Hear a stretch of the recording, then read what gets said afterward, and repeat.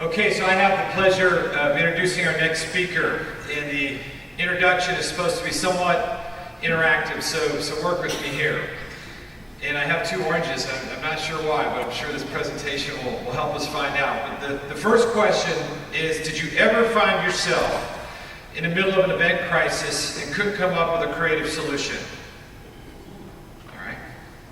Did you ever try to do something really unique did you try to do something really unique for an event, but couldn't come up with an idea?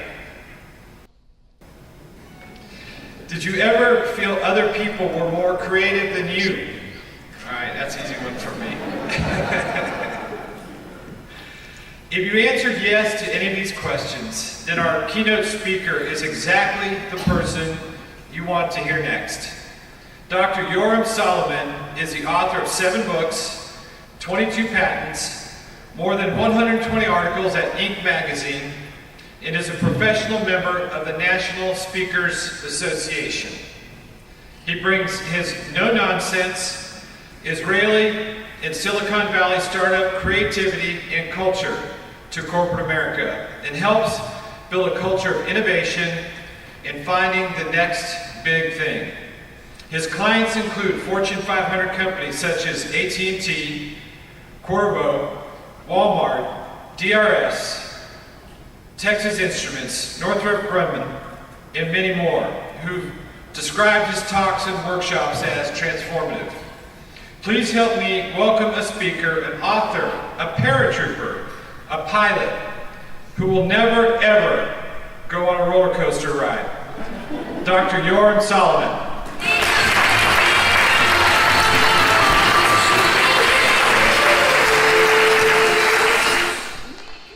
Well, winter is going to come soon. How many of you were born in the winter? January? Anybody on January 8th? Nobody? I'm the only one. Well, people born on January 8th, we like to find who else was born on that date. And last night as I was looking, there are 3 names that I already knew. I was born on the same date as Elvis Presley, David Bowie, Stephen Hawking, and Kim Jong-un. And I know the last one kind of kills the other 3. But speaking of being born, I'm sure I was born. And if the clicker will show, I was born with big feet. That's it. And it was when I was 13, I was already wearing size 12, which is kind of hard to shop for and embarrassing. But what I found was that if you get lemons, you make lemonade. And big feet were great for swimming, and specifically breaststroke. So I want to take you back to 1978 in Israel, and I'm about to go to the pre-qualifier for the 1980 Olympics. And I get lane number 4. And if you know what lane number 4 means, it means that at 1978, I have the best time in Israel in 100-meter breaststroke. And it's about 30 minutes, we're about to start, and everybody else is warming up, but not me. I don't need to warm up. I got big feet. So I'm just sitting it out while the others are warming up. And it's time to go, and we get there, get ready, set, go, and we start swimming. And I swim as fast as I can. As we turn at the first lap, I'm first. I need to tell you that the first 3, all I had to do is just make the first 3, and I make it to the qualifiers, the next stage, and maybe the 1980 Olympics. I turn first and I start swimming back, and about halfway back, a cramp. And then another one.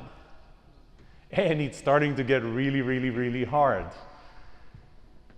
And I finish, but I finish 4th. I'm not going to the qualifiers. That was the end of my professional swimming career. I still swim every morning, but that was the end of the professional swimming career. Why am I telling you this? I'm here to talk about creativity, because I can't tell you how many times people come to me and say, I'm not creative. I wasn't born creative. Other people think that they were born creative. But in fact, creativity is not something that you're born with. Creativity is like a muscle in your head. It's your brain, and you need to warm up, just like I had to warm up before swimming in the pre-qualifiers. So how do we warm up our brain? Well, I'll have to take you through a story. So this is 2010, and I was the vice president of corporate strategy for a technology company, and I had an idea, and I presented it to our CEO, and he loved it. And I presented it to the board of directors on July 21st, 2010. And as I presented it to them, they all liked it. We were sitting in a room just like this. They all liked it. They voted to support it. And for the next 4 years, they spent $10.5 million until we launched that product. But one of the board members followed me to my office. And I turned around and he was right behind me. So first of all, he scared the crap out of me. But then he said, what you did today happens to a company once in a lifetime. The company at that time was 36 years old, public company. And he said, that happens once in a lifetime. And so I asked him, why do you think this happens once in a lifetime? And he said, because great ideas are accidental. And if you think about it, Newton sitting under a tree, an apple falls on him. Archimedes sitting in a bath going, oh, the water just went up. That's accidental. Or is it? See, I refuse to believe that I was born more creative than anybody else. It must have been something I've been doing. Come on, come to stage. Okay, we got 2. Give them a hand. We got 3. No, we got 2. Come on. I scared you, didn't I? Come on, come up stage. We're going to do this on stage. You didn't know you're going to be on stage today. Your name is Deborah. Deborah, take this orange. It's not a real orange. And you're Joe. Pleasure. Joe, good to meet you. I want you to stand on my sides, both my sides. This is not a real orange. I still don't want you to eat it. I use those a lot in my sessions, so I need them back afterwards. Okay. I want you to face away from me. Make 5 steps. Just don't fall off the stage. 5 steps. He's going to fall off the stage. So follow instructions. Face back at me. What we're going to do is we're going to demonstrate how we get a new idea. And here's how it's going to happen. Joe, do you want to be my right brain or my left brain? Left brain. Left brain. Okay. Deborah, that makes you my right brain. So who is more creative? No, there is no such thing. There is no right brain, left brain. We've used both parts of the brain. Research showed that there is no stronger side of the brain that makes you more creative. So you're both as creative. Actually, I'm going to be the creative one. Here's what we're going to do. Joe, you have an old idea in your hand. I know it looks like an orange, but it's an old idea. Deborah, you have an old idea. My medial prefrontal cortex is about 3 feet and 7 inches above my head. I don't know where yours is, but mine is 3 feet and 7 inches above my head. When I count to 3, I want you to throw those oranges, and I need those oranges to meet 3 feet and 7 inches above my head, and if they do, we're going to have a great new idea. Are you excited? I'm excited. Okay, 3 feet, 7 inches above my head. Don't hit me. 1, 2, 3. Not even close. You went for it, Joe, didn't you? He was going for a home run here. Okay, I'm going to need the oranges back.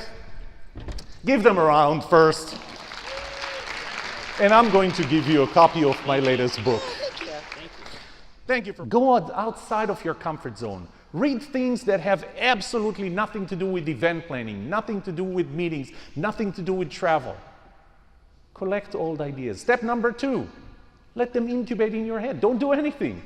Don't force ideas. Ideas will come when they have to. Step 3, do a high-intensity activity. In fact, if you know that you're stuck on something, go for a run. Go for a run. Run for 30 minutes, come back, get a shower.